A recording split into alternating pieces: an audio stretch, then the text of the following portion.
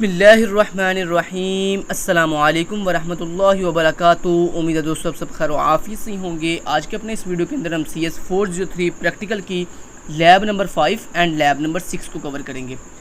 दोस्तों यहाँ से हमारा जो प्रैक्टिकल है वो प्रॉपर स्टार्ट होने जा रहा है। लैब नंबर 5 के अंदर बेसिकली हमने रिलेशनल डेटाबेस बनानी है। रिलेशनल डेटाबेस दोस्तों क्या होती है, जब आप प्रैक्टिकली जो है वो अपने डेटाबेस बनाते हो उसमें बकायदा टेबल्स बनाते हो। अब यहाँ पे दोस्तों जो हमें प्रॉब्लम स्टेटमेंट दी गई है वो ये है कि आपने consider the following relation schema of the candidate. Basically आपने एक कैंडिडेट टेबल बनाना है किसके अंदर, एक डेटाबेस के अंदर, और आपकी डेटाबेस का नाम होगा इलेक्शन कमीशन ऑफ पाकिस्तान यानी ECP। ये आपकी डेटाबेस का नाम होगा जिसमें आप एक टेबल बनाओगे कैंडिडेट के नाम से, और उस कैंडिडेट टेबल के अंदर कौन कौन से एट्रीब्यूट होंगे। कैंडिडेट नेम होगा,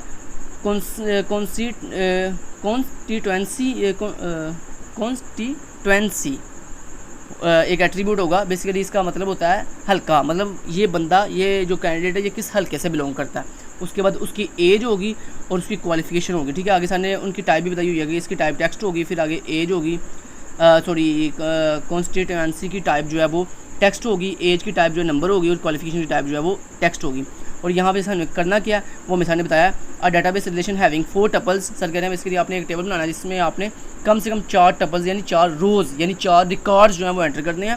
और उसके बाद represent the database relation created in one as a 2 dimensional structure called table. यानी वही बात, यानी आपने इस कैंडिडेट का पहले टेबल बनाना है डेटाबेस के अंदर, और फिर उसके अंदर 4 रिकॉर्ड जो है वो एंटर करने हैं। अब इसके लिए दोस्तों आप यूज़ करोगे SQL सर्वर। हमने लैब नंबर 1 के अंदर मैंने आपको ये बताया था कि मैंने आपको SQL सर्वर कंप्लीट डाउनलोड और इंस्टॉल करना सिखाया है। अगर आपने वो वीडियो नहीं देखी तो काइंडली आप हमारी लैब नंबर 1 में जाके देखें कि हमने किस तरह से SQL सर्वर प्रॉपर डाउनलोड किया और प्रॉपर कैसे इंस्टॉल किया। उम्मीद है आपने प्रॉपर डाउनलोड और इंस्टॉल कर दिया होगा। उसके बाद दोस्तों अगर आपके पास, मैंने यहाँ पे इसको पिन कर दिया अपने टास्क बार के ऊपर, अपने SQL सर्वर मैनेजमेंट स्टूडियो को। और अगर आपने इसको पिन नहीं किया हुआ तो आपको सर्च करना पड़ेगा। तो आपने क्या करना है दोस्तों, जब इसको डाउनलोड और इंस्टॉल कर लोगे उसके बाद आपने अपनी विंडो के सर्च बॉक्स में जाना है और यहाँ पे जाकर सर्च करना है SQL। जैसे दोस्तों आप SQL लिखते हो ना तो यहाँ पे एक आपको ऑप्शन मिलेगा SQL सर्वर मैनेजमेंट स्टूडियो। आगे जो भी वर्जन होगा वो वर्जन आएगा 20। तो यहाँ मैंने इसको अगर ओपन करना है तो मैं इसके ऊपर क्लिक करूँगा, लेकिन मैंने इसको ऑलरेडी पिन किया हुआ है। अच्छा, अगर आपने पिन करना हो तो कैसे पिन करते हैं, उसके लिए आप सिंपली इसके ऊपर ऐसे राइट क्लिक करो। जैसे आप राइट क्लिक करोगे तो वहाँ पर एक ऑप्शन मिलेगा आपको पिन टू टास्क बार। जैसे आप पिन टू टास्क बार के ऊपर क्लिक करोगे तो आपका ये पिन टू टास्क बार हो जाएगा। ठीक है, तो मैंने यहाँ पे पिन टू टास्क बार किया हुआ है। अब मैं इसके ऊपर क्लिक करूँगा और आपको बना के दिखाऊंगा इसको कैसे क्रिएट करना है हमने पूरा proper SQL server management studio के अंदर। दोस्तों जब आप first time SQL server management studio को बल्कि फर्स्ट टाइम नहीं, जब भी ओपन करोगे ना तो आपके सामने कुछ इस तरह का इंटरफेस आएगा। बेसिकली ये कह रहा है कि आप अपने SQL सर्वर मैनेजमेंट स्टूडियो को कनेक्ट करो अपने SQL सर्वर के साथ। ठीक है जी, तो आपने यहाँ पे दोस्तों एक बटन है कनेक्ट का, आपने कनेक्ट के ऊपर क्लिक करना है तो ये कनेक्ट हो जाएगा आपके SQL सर्वर के साथ। जैसे ही कनेक्ट होगा तो आपके सामने कुछ इस तरह का इंटरफेस आएगा। उसके बाद आपने यहाँ पे अपनी कोई भी क्यूरी परफॉर्म करने के लिए आपने क्या करना है, यहाँ पे दोस्तों एक ऑप्शन मिलेगा आपको न्यू क्यूरी का, आपने न्यू क्यूरी के ऊपर क्लिक कर देना है। जैसे दोस्तों आप न्यू क्यूरी के ऊपर क्लिक करेंगे तो आपके सामने इस तरह एक पेज आएगा क्यूरी लिखने के लिए। तो आप यहाँ पे अपनी क्यूरी जो है वो परफॉर्म करोगे। तो यहाँ मैं इसका साइज़ थोड़ा बढ़ा देता हूँ, यहाँ पे इसका साइज़ थोड़ा 150 पे ले जाता हूँ, चले 150 नहीं 200 पे ले जाता हूँ ताकि आपको ईजिली दिखाई दे सके। अच्छा, यहाँ पे सबसे पहले दोस्तों मैं क्या करने जा रहा हूँ, मैं यहाँ पे सबसे पहले जो है वो डेटाबेस क्रिएट करने जा रहा हूँ, क्योंकि आपको पता है ना टेबल किस में बनता है, डेटाबेस के अंदर। तो सबसे पहले आप यहाँ पे डेटाबेस बनाओगे। तो हम यहाँ पे डेटाबेस बनाने के लिए सबसे पहले मैं आपको यहाँ पे कमेंट कर देता हूँ। अच्छा जी, क्रिएट डेटाबेस। ठीक है जी, अच्छा यहाँ पे मैं डेटाबेस बना के दिखाऊंगा आपको। ये मैंने कमेंट किया बेसिकली। दोस्तों अगर आपने SQL के अंदर कमेंट करना हो ना किसी लाइन को, तो उस लाइन के शुरू पे 2 दफ़ा आप माइनस लगा दो तो वो लाइन आपकी कमेंट हो जाती है। अच्छा, ये डेटाबेस कैसे क्रिएट करते हैं, उसके लिए दोस्तों हम लिखते हैं, उसके लिए क्यूरी होती है क्रिएट डेटाबेस, आगे जो भी डेटाबेस का आपने नाम रखना है। तो यहाँ पे हमने डेटाबेस का नाम क्या रखना है, ये इलेक्शन कमीशन ऑफ पाकिस्तान, या आप इसका शॉर्टकट नाम भी रख सकते हो ECP। तो मैं यहाँ पे इसका पूरा नाम रख लेता हूँ इलेक्शन कमीशन ऑफ पाकिस्तान। लेकिन एक चीज़ का ख्याल रहे दोस्तों, आपकी डेटाबेस के नेम के अंदर स्पेस नहीं होनी चाहिए, ये बात का ख्याल रहे आपको। ठीक है, अगर आपने कोई लाइक आपने मल्टीपल वर्ड्स की डेटाबेस बनानी है, जैसे आपने लिखना KST लर्निंग, अब KST अलग लर्निंग अलग, अगर आप ऐसे लिखोगे ना KST लर्निंग तो ये क्यूरी कंप्लीट हुई। और अपनी क्यूरी के लास्ट में सेमीकोलन लगाते हैं। जब आपकी क्यूरी कंप्लीट होती है ना तो लास्ट पे सेमीकोलन लगाते हैं, जिसका मतलब ये होता है क्यूरी टर्मिनेटर। अच्छा यहाँ पे दोस्तों ये एरर क्यों दे रहा है, ये एरर इसलिए दे रहा है क्योंकि आपको मैंने अभी भी बताया था कि डेटाबेस के नेम के दरमियान स्पेस नहीं देते। मान लो अगर आपको ज़्यादा ही दिल कर रहा है स्पेस देने को, तो आप इस तरह अंडरस्कोर लगा सकते हो इनके दरमियान, ठीक है, अंडरस्कोर लगा सकते हो, लेकिन स्पेस नहीं दे सकते। तो मैं यहाँ पे इसका नाम रख लेता हूँ ECP। तो ये जो शॉर्टकट नाम है ECP, ये मैं नाम रख लेता हूँ यहाँ पे। तो यहाँ पे दोस्तों मैंने नाम रख लिया अपने डेटाबेस का ECP, ठीक है जी, ECP मेरे डेटाबेस का नाम है। समझ आएगी बात की। तो ये दोस्तों डेटाबेस क्रिएट करने की क्यूरी है, क्रिएट डेटाबेस, आगे डेटाबेस का नाम ECP। तो अब इसको रन कैसे करेंगे, उसके लिए दोस्तों आप अपनी क्यूरी को सेलेक्ट करो। सेलेक्ट करने के बाद दोस्तों ये ऊपर एग्जीक्यूट का बटन है, इसके ऊपर क्लिक करो तो आपकी डेटाबेस जो है क्रिएट हो जाएगी। तो यहाँ पर देखिए नीचे मैसेज आ गया, कमांड्स कंप्लीटेड सक्सेसफुली। लें जनाब, हमने एक काम सक्सेसफुली कर लिया है, लैब नंबर 5 की हमने डेटाबेस क्रिएट कर लिया। अब इस डेटाबेस के अंदर दोस्तों हमने क्रिएट करनी है अपना टेबल। तो दोस्तों किसी भी डेटाबेस को जब आप क्रिएट करते हो ना, तो उस डेटाबेस के अंदर कोई भी चीज़ क्रिएट करने से पहले आप उस डेटाबेस को एक्टिव करते हो, यानी उसको सेलेक्ट करते हो, यानी उसको यूज़ करते हो। कोई भी डेटाबेस जब आप क्रिएट करते हो ना, तो वो उसमें डायरेक्ट आप कोई चीज़ क्रिएट नहीं कर सकते जब तक आप उसे यूज़ नहीं करोगे। तो आप किसी भी डेटाबेस को दोस्तों यूज़ कैसे करते हैं, उसके लिए क्यूरी होती है यूज़, आगे अपनी डेटाबेस का नाम लिखते हैं। तो हमारे डेटाबेस का नाम है ECP, सेमीकोलन लगाया।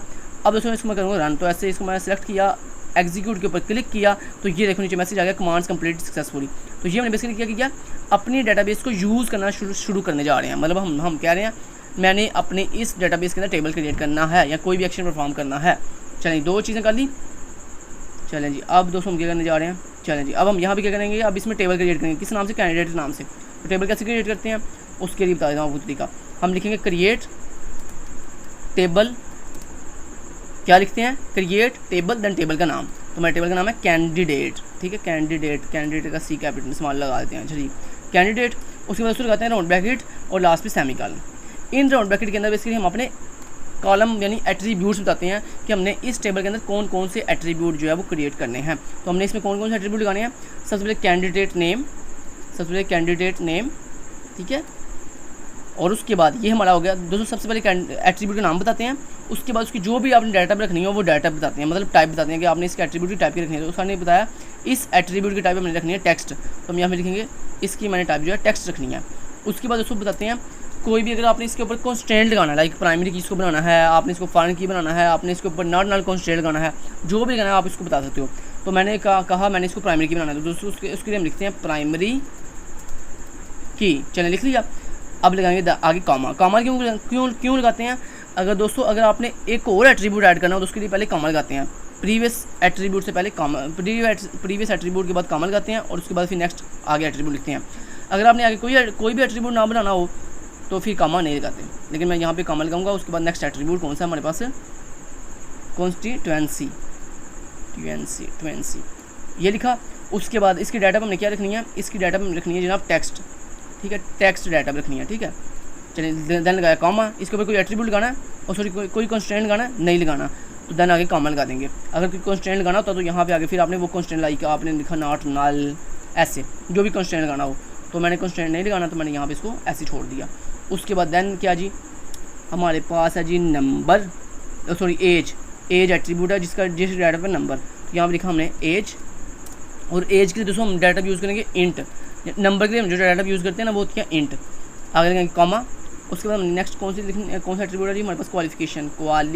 तो यहाँ पे इसको कॉपी करेंगे क्वालिफिकेशन को, उसकी डाटा क्या रखनी है, टेक्स्ट क्वालिफिकेशन, और उसकी डाटा पर हमने रखनी है टेक्स्ट। चैलेंज लगा लिया। ले जनाब, ये होता है टेबल क्रिएट करने का तरीका। ये टेबल क्रिएट कर लिया। अब इसको इस क्यूरी को सिलेक्ट किया, सिलेक्ट करने के बाद एग्जीक्यूट के ऊपर क्लिक किया, तो यहाँ पे दोस्तों हमारे पास क्यूरी में कोई एरर आ रहा है। एरर क्या है, कहता है मैसेज 99 लेवल 16 स्टेट 1, कहता है column candidate name in table candidate is of a type that is invalid for youth. हाँ ठीक है, ओके। वो कह रहा है आप बेसिकली जो अपने कैंडिडेट नेम की मुझे टाइप बता रहे हो ना, बेसिकली वो प्राइमरी की बनाने के लिए कहता है सूटेबल नहीं है। तो हम यहाँ पे एक काम करते हैं दोस्तों, हम यहाँ पे इसको प्राइमरी की से एक काम करते हैं, इसको प्राइमरी की से हटा, यहाँ तो आप एक काम करें, इसको प्राइमरी की से हटा दें, ठीक है। और यहाँ पे एक और अपनी मर्ज़ी से एक ऐड कर लें प्राइमरी की, किसी भी नाम से लगेगी। मैंने इसके नाम रख लिया कैंडिडेट कैंड आईडी, जिसकी डाटा पर दोस्तों होगी इंट, और जिसके ऊपर हम लगाएंगे प्राइमरी की, ठीक है, हम लगा देंगे। चलें जी, इतना हो गया दोस्तों। अब ये तरीक़ाकार था, ठीक है। अब अच्छा, अब मैं इसको करता हूँ एग्जीक्यूट दोबारा से, सॉरी एग्जीक्यूट ऐसे नहीं करते, पहले इसको सेलेक्ट करेंगे फिर एग्जीक्यूट करेंगे अब, और यहाँ फिर हम एक एरर आ रहा है, एरर किस चीज़ का देख लेते हैं हम। कहता है जी देयर इज़ एन ऑलरेडी, हाँ ठीक है, यानी वो कह रहा है ये ऑब्जेक्ट, अब वो बड़ा किस चीज़ का एरर दे रहा है, वो कह रहा है जनाब ये जो ऑब्जेक्ट है, मतलब ये जो टेबल है ऑलरेडी मैं क्रिएट कर चुका हूँ इस नाम का, आप इसको दोबारा क्रिएट नहीं कर सकते। एक काम करते दोस्तों, अगर आपका टेबल ऑलरेडी क्रिएट हो गया हो ना, उसको दोबारा कैसे ख़त्म करते हैं। मान लो आपके एक टेबल ऑलरेडी गलती से बन गया आपसे, अब आपने इसको ख़त्म करना है तो कैसे ख़त्म करते हैं, उसके लिए हम लिखते हैं दोस्तों ड्रॉप, आगे लिखते हैं टेबल, देन टेबल का नाम, तो हमारे टेबल का नाम क्या था, कैंडिडेट, ठीक है, सेमीकोलन लगाया। अब इसको हम एग्जीक्यूट कैसे करेंगे, उसके लिए सिलेक्ट करेंगे अपनी क्यूरी, एग्जीक्यूट के ऊपर क्लिक करेंगे, ये देखें सक्सेसफुली एग्जीक्यूट होगी। अब हम दोबारा से जो है क्या करेंगे, ये क्यूरी हमने वैसे लिखी है, मैंने जस्ट आपको ये बताने के लिए कैसे टेबल ड्रॉप करते हैं। अच्छा, अब हम दोबारा से ये टेबल क्रिएट करेंगे, तो इसको हम यहाँ सेलेक्ट करते हैं, एग्जीक्यूट के ऊपर क्लिक करते हैं, तो ये देखें दोस्तों सक्सेसफुली हमारा टेबल क्रिएट हो गया। असल में आगे बताइए कि इशू क्या आ रहा था दोस्तों, जो आपकी मोस्टली प्राइमरी कीज़ होती है ना, वो मोस्टली इंट टाइप की होती हैं, मतलब चूँकि उसके ऊपर ना असल में एसक्यूएल सर्वर पर करता है आपकी प्राइमरी के ऊपर की के ऊपर ना ऑटोमेटिकली एक ऑटो इंक्रीमेंट लगा देता है, मतलब उसकी 1 by 1 वैल्यू इंक्रीमेंट होगी 1 2 3 4, ठीक है ऐसे। तो बेसिकली वो कह रहा था कि आप ना कैंडिडेट नेम को रख लो टेक्स्ट, उसकी टाइप है टेक्स्ट, और उसके ऊपर आप प्राइमरी की लगा रहे हो, तो ये अच्छी बात नहीं है। इसलिए वो कह रहा था कि आप अपनी जो प्राइमरी की या तो चेंज करो या फिर प्राइमरी की हटाओ, ठीक है, इसलिए वैसे आ रहा था। तो ये दोस्तों आपने उम्मीद है टेबल बना लिया होगा। अब सर ने ये भी कहा था कि आपने इस टेबल के अंदर 4 रिकॉर्ड्स भी एंटर करने हैं, तो रिकॉर्ड्स कैसे एंटर करते हैं दोस्तों वो बता देता हूँ आपको तरीकाकार। रिकॉर्ड एंटर करने के लिए हम क्यों लिखते हैं इंसर्ट इनटू, आगे टेबल का नाम, तो हमारे टेबल का नाम है कैंडिडेट, ठीक है। उसके दोस्तों आपने देन कॉलम बताते हैं, जिन कॉलम में हमने एट्रीब्यूट ऐड करने हो, तो पहला हमारा कॉलम है कैंडिडेट आईडी, देन उसके बाद नेक्स्ट क्या है कैंडिडेट नेम, ठीक है। उसके बाद जनाब कॉन्स्टिट्यूएंसी, ठीक है, और उसके बाद है एज, ठीक है। उसके बाद है हमारे पास क्वालिफ़िकेशन, ठीक है, क्वालिफ़िकेशन, और उसके बाद उसको हम लगाते हैं जनाब, उसके बाद हम लिखते हैं वैल्यूज़। एक काम करता हूँ, मैं इसको थोड़ा सा नीचे ले जाता हूँ, ओके ऐसे ले आया नीचे मैं, और उसके बाद वैल्यूज़ कीवर्ड लिखते हैं, और उसके बाद राउंड ब्रैकेट लगाते हैं, लास्ट में सेमीकोलन, ठीक है। अब इसमें दोस्तों हम वैल्यू देते हैं, तो क्यूरी समझ आ गई आपको, इंसर्ट इनटू, आगे अपने टेबल का नाम, उसके बाद राउंड ब्रैकेट के अंदर आप वो सारे कॉलम जिसमें हमने वैल्यू एंटर करनी है, उसके बाद राउंड ब्रैकेट से बाहर आगे लिखते हैं वैल्यूज़ कीवर्ड, और उसके बाद राउंड ब्रैकेट लगाते हैं, उसमें अपनी वैल्यू लिखते हैं 1 by 1 और लास्ट में सेमीकोलन। अब यहाँ पे तरतीब से अपनी वैल्यू लिखनी है, सबसे पहले कौन सी वैल्यू लिखनी है, कैंडिडेट आईडी, तो कैंडिडेट आईडी की डाटा क्या इंट, यानी इसमें आप न्यूमेरिक वैल्यू लिखोगे, तो इंट के लिए हम लिखेंगे मान लो 1। उसके बाद कैंडिडेट नेम की डाटा क्या टेक्स्ट, तो टेक्स्ट के लिए दोस्तों हम सिंगल कोड लगाते हैं, पहले इस सिंगल कोड में हम लिखोगे कैंडिडेट का नेम, मान लो मैंने लिख दिया खिज़र, उसके बाद सेमीकोलन कामा लगाया, और उसके बाद कॉन्स्टिट्यूएंसी लिखनी है उसकी, तो वो उसकी डाटा क्या है टेक्स्ट, यानी उसके लिए हम हल्का बताएंगे इसका हल्का कौन सा है, एरिया यानी, तो मैंने कहा गुजरान वाला, ठीक है। उसके बाद एज, तो एज हम यहाँ पे कह देते हैं जी 24, ठीक है जी, क्योंकि उसकी डाटा इंट है, तो इंट के लिए हम सिंगल कोड के बगैर लिखते हैं। अच्छा जी, उसके बाद क्वालिफिकेशन, तो उसके हम सिंगल कोड लगाएंगे और यहाँ पर लिख देंगे मान लो BSIT ऑनर्स, ठीक है। चलें लिख लीजिए दोस्तों। अब इस वीडियो को एग्जीक्यूट करने के लिए अब इसको सिलेक्ट करो, अभी ये मैंने एक रिकॉर्ड एंटर किया, इस तरह आप मल्टीपल रिकॉर्ड भी एंटर कर सकते हो, ठीक है। मल्टीपल रिकॉर्ड एंटर कैसे करोगे, उसके लिए आप के लिए आसान तरीका ये होता है कि आप इसी चीज़ को ऐसे कॉपी करो, डुप्लीकेट करो, ठीक है। और दोस्तों अगर आपने एक ही इंसर्ट क्यूरी के साथ मल्टीपल रिकॉर्ड एंटर करने हो ना, तो क्या करते हैं, ये जो आपने वैल्यूज़ लिखी है ना, इन वैल्यूज़ वाली ब्रैकेट को ऐसे कॉपी करते हैं, कॉपी करने के बाद यहाँ पर लगाएंगे आप कॉमा के बाद अगेन इसको पेस्ट करेंगे, फिर लगाएंगे कॉमा, फिर इसको अगेन पेस्ट करेंगे, फिर लगाएंगे कॉमा, और फिर इसको अगेन पेस्ट करेंगे। ये जनाब ऐसे हम करते हैं। फर्स्ट रो, ये बेसिकली ये पहली जो राउंड ब्रैकेट है ये आपकी फर्स्ट रो के लिए है, उसके बाद कॉमा, फिर उसके बाद आपकी ये सेकंड रो है, फिर कॉमा, फिर ये आपकी थर्ड रो है, फिर कॉमा, फिर उसके बाद आपकी फोर्थ रो है, और लास्ट पे सेमीकोलन। अब यहाँ पे आप सिर्फ आईडी चेंज कर लो, और जो भी डाटा चेंज करना है वो लिख लो आप लोग, ID2, ID3 एंड ID4, क्योंकि आपको पता है ना प्राइमरी की यूनिक होती है। और यहाँ पे मान लो आपने खिज़र की जगह पे लिख लिया जैसे अली, उसके बाद आपने मान लो यहाँ पे जैसे लिख दिया हसीब, और यहाँ पे मान लो आपने जैसे लिख दिया तलहा, ठीक है। बाकी ऐसे रहने दो। एज इसकी मान लो 20, इसकी मान लो एज आपने कर दी 18, और इसकी एज मान लो आपने कर दी जैसे 21, ठीक है जी। बाकी सारा कुछ ऐसे रहने दो। अब इसको एग्जीक्यूट कैसे करेंगे, उसके लिए दोस्तों हम इसको ऐसे सेलेक्ट करेंगे क्यूरी को, और एग्जीक्यूट क्यूरी पे क्लिक करेंगे, ये देखें हमारी क्यूरी एग्जीक्यूट हो गई सक्सेसफुली।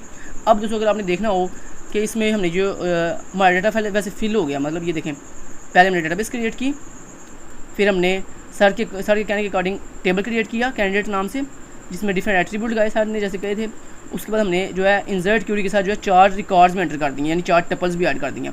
अब सर ने ये कहा था कि शो करना है, मैं एक दफ़ा आपको इसको शो करवा के दिखा दूँ। शो कैसे करते हैं उसके लिए हम लिखते हैं सेलेक्ट सारे कॉलम स्टैटिक फ्रॉम किस टेबल से, कैंडिडेट टेबल से। इसको एक दफ़ा एग्जीक्यूट करके दिखाता हूँ आपको। ये दोस्तों मैंने इसको सेलेक्ट किया, एग्जीक्यूट किया और ये देखें आपको रिकॉर्ड दिखाई दे रहा होगा। यहाँ पे मैं आपको दिखा देता हूँ रिकॉर्ड। ये देखें जनाब आपका रिकॉर्ड देखें, कैंडिडेट आईडी 1 2 3 4, कैंडिडेट का नेम खिज़र अली हसीब तलहा, उसके बाद उनका हल्का एज और उनकी क्वालिफिकेशन। ठीक है जी, समझ आएगी बात की। ये था दोस्तों आपका लैब नंबर 5 का सोल्यूशन। ठीक है, अब आप इस सोल्यूशन कैसे मैं ये सोल्यूशन आपको प्रोवाइड कर देता हूँ। एक काम करता हूँ, ये सोल्यूशन आपको प्रोवाइड कर देता हूँ। यहाँ पे मैं इसको करता हूँ जनाब ऐसे, एक काम कर, चलो एक काम करता हूँ मैं यहाँ पे पहले ही मैं यहाँ पे कमेंट कर देता हूँ ऊपर, यूज़ डेटाबेस डेटाबेस। उसके बाद ये हमारी कौन सी क्यूरी है, क्रिएट टेबल की क्यूरी है। यहाँ पे मैं लिखता हूँ क्रिएट टेबल और उसके बाद यहाँ मैं लिख देता हूँ इंसर्ट रिकॉर्ड्स। ठीक है, इंसर्ट 4 रिकॉर्ड्स। चलिए इतना कर ली दोस्तों।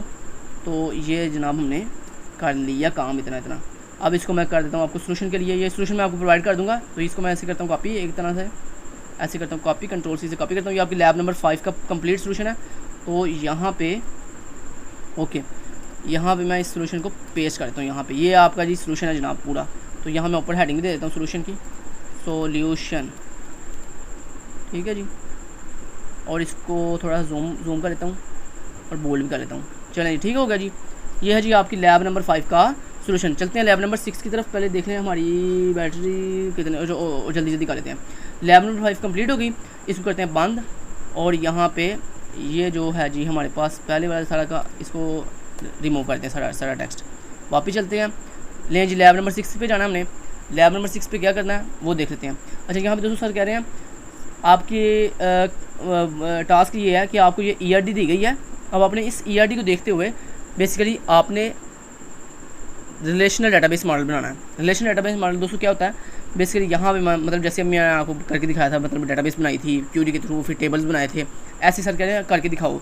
तो लैब नंबर 6 ये है कि ये आपने इस ERD को देखते हुए इम्प्लीमेंट करना है इसको रिलेशनल डेटाबेस के अंदर। तो सबसे पहले दोस्तों हम बनाएंगे, ये बेसिकली क्या है जी, ये हमारे पास डिफरेंट टेबल्स हैं और इनमें डिफरेंट एट्रीब्यूट्स हैं। अब इनको हम एक्सेस कैसे करेंगे, उसके लिए दोस्तों सबसे पहले हम बनाएंगे कि डेटाबेस। तो डेटाबेस का नाम क्या होगा, डेटाबेस का नाम हम कुछ भी रख सकते हैं। जैसे हम इसका नाम रख सकते हैं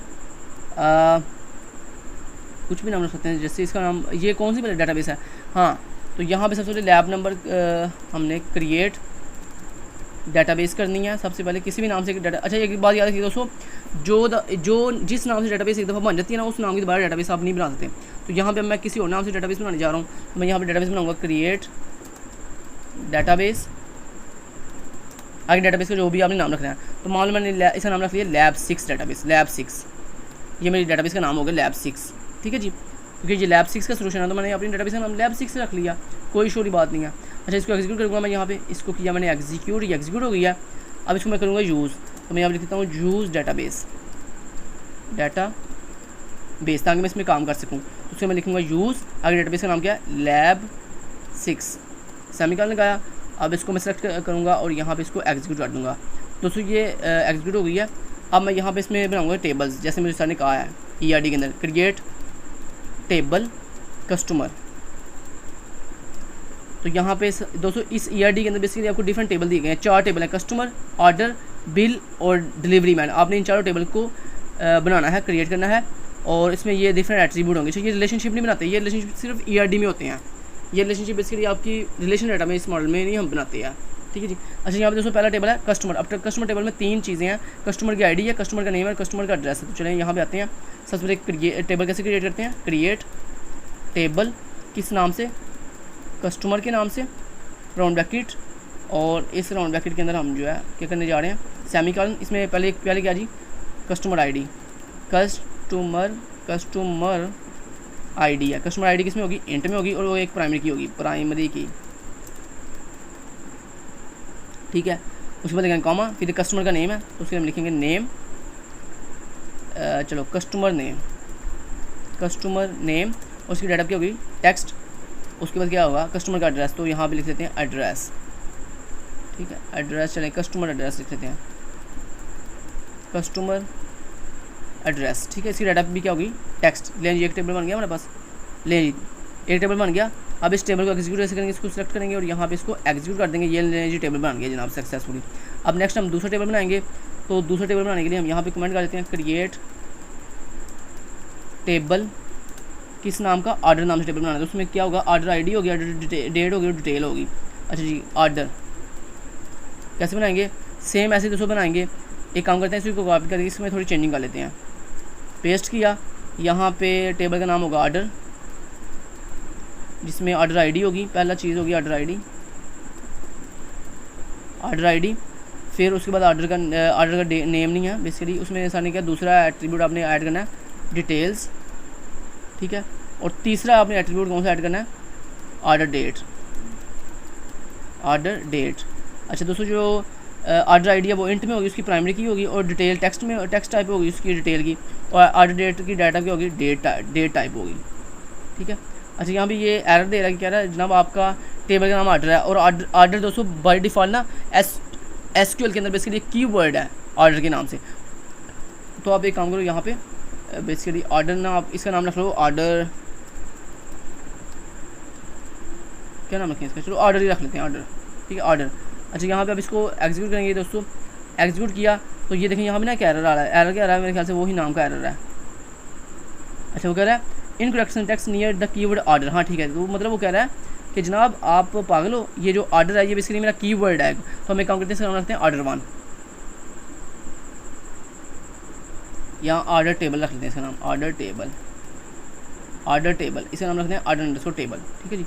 चलें जी, तो यहाँ पे इसको एग्जीक्यूट करते हैं, एग्जीक्यूट किया तो ये देखें क्यूरी सक्सेसफुली एग्जीक्यूट हो गया। अब नेक्स्ट हमने टेबल बनाना है, कौन सा जनाब, नेक्स्ट दो टेबल बना ली। अब बिल टेबल बनाना है, इसमें बिल आईडी और टोटल प्राइस होगा, तो बिल आईडी और टोटल प्राइस। तो यहाँ पे हम एक काम करते हैं, यहाँ पे इसी को कर लेते हैं कॉपी, यहाँ पे कर लेते हैं पेस्ट, और यहाँ पे तीसरा टेबल कौन सा होगा, बिल, BILL बिल, यहाँ पे टेबल का नाम होगा बिल, बिल, और यहाँ पे बिल आईडी होगा, पहला एट्रीब्यूट कौन सा, बिल आईडी, जिसकी डाटा इंट होगी, प्राइमरी की उसके ऊपर लगी होगी, और उसके बाद उसमें दो ही सिर्फ एट्रीब्यूट होंगे। अच्छा जी, दूसरा कौन सा होगा, टोटल, टोटल क्या था, total price, total price PRIC, total price. और ये किसमें होगी, डेसिमल डाटा, डेसिमल में होगी दोस्तों, इसकी डाटा होगी डेसिमल। डेसिमल का मतलब होता है कि इसके लिए आपने इसमें मतलब पॉइंट पर वैल्यू स्टोर करनी है, और उसके आगे आप ये भी बता सकते हो कि इसमें कितने मतलब आपने टोटल डिजिट्स कितने स्टोर करने हैं। तो मैंने यहाँ पे कहा इसमें मुझे 10 डिजिट्स मैक्सिमम स्टोर करने हैं, और कामा हर वैल्यू के बाद जो है मतलब पॉइंट के बाद जो है कितने डिजिट शो हों, सिर्फ एक ही डिजिट या दो डिजिट शो हों पॉइंट के बाद, ठीक है, ये बता दिया हमने। उसके दोस्तों इसको कंपाइल, इसको करते हैं एग्जीक्यूट, तो ये देखें क्यूरी सक्सेसफुली एग्जीक्यूट हो गई है। अब हमने लास्ट टेबल बनाना है, तो लास्ट टेबल बनाने के लिए जनाब कौन सा जी, हाँ जी, डिलीवरी मैन के नाम से टेबल है, तो इसी को कॉपी करते हैं और चौथा टेबल बनाते हैं हम अपना, लास्ट टेबल लैब 6 का। तो यहाँ पे इसका नाम क्या होगा, डिलीवरी मैन, और यहाँ पे टेबल के नाम में दोस्तों स्पेस नहीं होती, यहाँ पे टेबल का नाम होगा delivery underscore man, delivery man हो गया। और यहाँ पे ऐसा नहीं क्या, उसके दो एट्रीब्यूट होंगे, एम्प आईडी और एम्प नेम, एम्प आईडी और एम्प नेम, एम्प आईडी और amp name, amp name. Amp ID की टाइप इंट होगी, उसके ऊपर प्राइमरी की लगी होगी, और जो एम्प नेम है वो क्या होगा, उसकी डाटा टेक्स्ट होगी। लें जी जनाब, कर दिया इतना। लें जी, आपको ये भी टेबल क्रिएट हो गया, इसको सेलेक्ट करो, एग्जीक्यूट के ऊपर क्लिक करो, ये देखो ये भी सक्सेसफुली एग्जीक्यूट, ये देखो क्यूरी एग्जीक्यूट सक्सेसफुली एग्जीक्यूट हो गया। लें जनाब, हमने क्या किया सक्सेसफुली दोस्तों, तमाम के तमाम अपने जो अच्छी जो रिलेशनशिप होते हैं ना, ये बेसिकली कैसे बनते हैं, ये बनते हैं फॉरेन की के थ्रू। यानी आप अपने टेबल्स के अंदर फॉरेन की लगा सकते हो, जैसे आप ऑर्डर टेबल के अंदर फॉरेन की लगा सकते थे, कौन कौन सी बता, आप जो है जो कस्टमर टेबल की ये प्राइमरी की है कस्टमर आईडी, ये आप ऑर्डर टेबल के अंदर एज ए फॉरेन की यूज़ कर सकते हो। ऐसे ही आप ऑर्डर टेबल के अंदर ये जो डिलीवरी मैन की जो प्राइमरी की है एम्प आईडी, इसको फॉरेन की यूज़ कर सकते हो ऑर्डर टेबल के अंदर, ठीक है। तो ये आपकी बन जाती है बेसिकली, ये बेसिकली ऐसे रिलेशनशिप बनाते हैं। आप समझिए आपको ये कि ये रिलेशनशिप कैसे बनते हैं। ये बेसिकली एक टेबल की प्राइमरी की जब दूसरे टेबल में जाके फॉरेन की बनती है, तो दोस्तों बेसिकली हमारे उन टेबल्स के दरमियान क्या बन जाता है, रिलेशनशिप बन जाता है, ठीक है, पेरेंट एंड चाइल्ड टेबल का। तो ये था दोस्तों आपकी लैब नंबर 6 का सोल्यूशन। इसको कंट्रोल A करता हूँ, कंट्रोल से कॉपी करता हूँ और यहाँ पे इसको पेस्ट कर देता हूँ कि ये हमारा सोल्यूशन है। यहाँ पे ये जनाब क्या जी हमारा सोल्यूशन। एक काम करते हैं, इसको सिलेक्ट कर लेते हैं जनाब, इसको हम थोड़ा सा इसका फ़ॉन्ट साइज इंक्रीज़ कर लेते हैं, बोल्ड कर लेते हैं। ओके, और सोल्यूशन के नीचे हम यहाँ पे पेस्ट करते हैं अपना पूरा सोल्यूशन। ये लैब नंबर 6 का जो है क्या हो गया, सोल्यूशन हो गया। तो यहाँ तक उम्मीद है दोस्तों आपको दोनों लैब्स की समझ आई होगी, लैब नंबर 5 के अंदर और लैब नंबर 6 के अंदर मैंने आपको स्टेप बाय स्टेप बच्चों की तरह जो है वो एसक्यूएल सर्वर के ऊपर प्रॉपर जो है कैसे हम अपनी क्यूरी लिखते हैं, कैसे उसको एग्जीक्यूट करते हैं, सारा डिटेल से समझाया। Thank you so much. Till then guys, take care, अल्लाह हाफिज़।